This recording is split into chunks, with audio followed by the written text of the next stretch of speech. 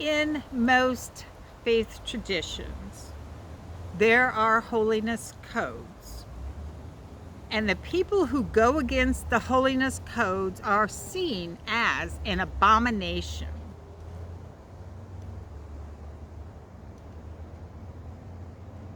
So here's my question. What do we need to know about the holiness codes of Leviticus? Why were they created? Why was it important to write things down like no shellfish, no pork, no mixed fabrics, no tattoos? What was happening in their lives? What was their context? One thing we do know about the codes is what I already mentioned. This particular group in the book of Leviticus are about 3,000 years old. And we know that during that period of time, the people of Israel were in crisis, right? At that point in history, the people of Israel had recently been liberated. They were no longer enslaved. And you know, that is a huge, huge change.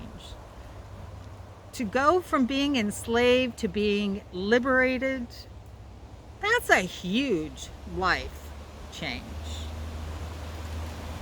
They had also wandered in the wilderness, trying to make their way through that change. You know, when a person or when a group of people enter into that kind of a change in lifestyle, it does take quite a long time, a lot of wandering around to figure things out. We might have known who we were back then, but when we enter this new way of being, it takes a while to figure it out. For example, someone who has recently been set free from prison, released from prison, a returning citizen has to figure out. I mean, they knew how to exist in jail.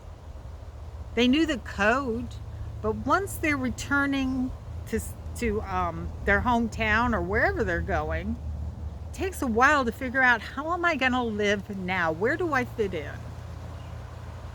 Maybe a better example are people in the midst of a pandemic. We had to set a whole new set of holiness codes, right? When this pandemic set in, we had to decide, how are we going to be now? And so what did we decide? Wash your hands, wear a mask, keep your distance. That's how we stay whole and holy. That's how we protect each other. That's holy.